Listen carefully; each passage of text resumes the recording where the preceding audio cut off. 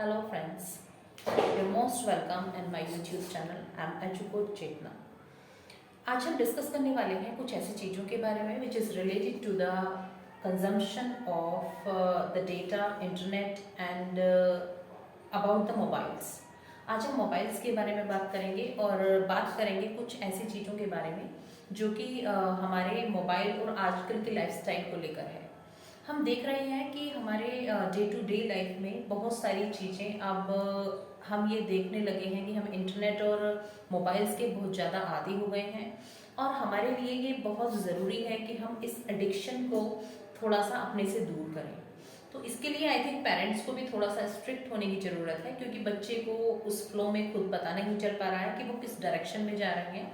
लेकिन आने वाले समय में ये प्रॉब्लम बहुत बड़ी होने वाली है. तो हमें इस बात का ध्यान रखना पड़ेगा कि हमारे बच्चे कहाँ पर टाइम स्पेंड कर रहे हैं टेक्नोलॉजी को लेकर के.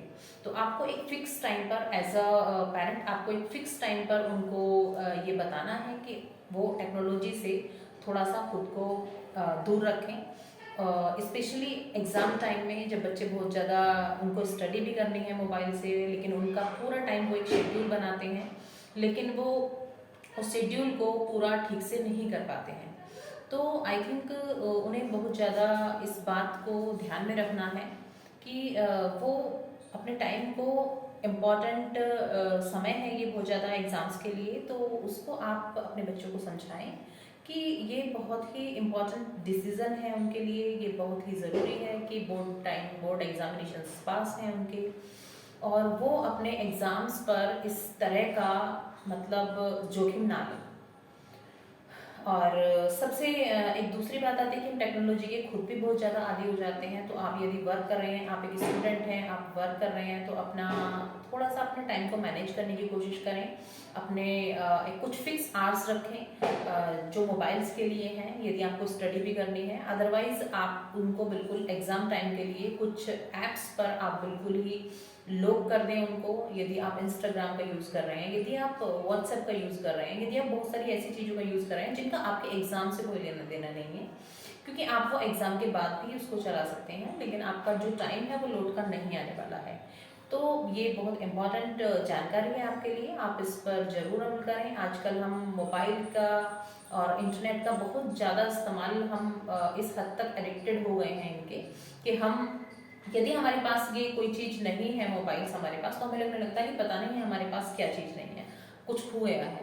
तो आई थिंक ये हमारे माइंड से रिलेटेड जो सिम्टम्स हैं ये अच्छे नहीं हैं और हमें उनको बहुत ही जल्दी से इसको समझना है कि ये क्या प्रॉब्लम है और बहुत ही जल्दी हमें इन सब चीज़ों को मेन अपने बिहेव में लाना है यदि आपको अपना रिजल्ट बेटर करना है. तो दैन आप इस चीज़ को अप्लाई करें. अप्लाई करके आप अपने रिजल्ट को देखिएगा, अपने टास्क बनाइएगा.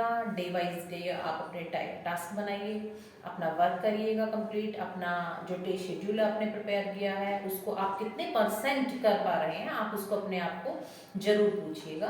कि रात को सोने के टाइम जब आप जाते हैं तो एक बार अपने आप से पूछिएगा कि आप आज के शेड्यूल को जो आपने लिखा था उसमें से 100% पूरा कर पाए हैं, 90% पूरा कर पाए हैं, 80% पूरा कर पाए हैं, 50 कर पाए हैं या 50 से भी कम कर पाए हैं. तो आपको एक रिग्रेट होगा कि मैंने टाइम क्यों वेस्ट किया. तो इट मीन्स कि आप एक पॉजिटिव यदि आपके माइंड में ये थॉट आ गई है कि आपने टाइम वेस्ट किया है तो अगले दिन से ही आपका माइंड उस पर एक्शन लेना शुरू कर देगा. आपको ज़रूरत नहीं पड़ेगी लेकिन आपका माइंड जरूर एक्शन लेगा. वो आपसे जरूर कहेगा, वो आपको जरूर याद दिलाएगा कि आप टाइम वेस्ट कर रहे हो अगले दिन. और आप उसकी वजह से आप एक पॉजिटिव एस्पेक्ट की तरफ, पॉजिटिव रास्ते की तरफ चल सकते हैं और अपने टाइम को वेस्ट करने से बचा सकते हैं. तो ये आपके हाथ में है कि आप किस तरीके से इस चीज़ को, किस स्ट्रैटेजी को फॉलो करते हैं. आप अपने आप से रात को ज़रूर पूछिएगा कि मुझे जो मैंने कल वर्क किया था मैं उसमें 100% दे पाया हूँ, 50% दे पाया हूँ. यदि आप अपने आप से ऑनेस्ट रहेंगे तो आई थिंक आपको बहुत ही अच्छे रिजल्ट मिलने वाले हैं. It is my advice to you. और इन योर एग्जामिनेशंस यदि आपके एग्ज़ाम अब आने वाले हैं जिस तरीके से आई थिंक आपके पास अब ज़्यादा समय नहीं है तो आप इसको फॉलो करें और थोड़ा सा चीज़ों को समझें क्योंकि एग्ज़ाम टाइम में आपको इस समय का आभास होगा जो आप वेस्ट कर रहे हैं। ये अभी आज पता नहीं चलेगा, ये उस दिन पता चलता है जिस दिन हमारा रिजल्ट आता है। उस दिन हमारे जो हार्ट बीट है वो कहाँ पर पहुंच रही होती है, ये हम सभी को अंदाजा है कि रिजल्ट आने वाले दिन हमारी क्या हालत होती है। तो आई थिंक इस बात को आप अभी से समझें और अभी से जानने की कोशिश करें। Thank you so much.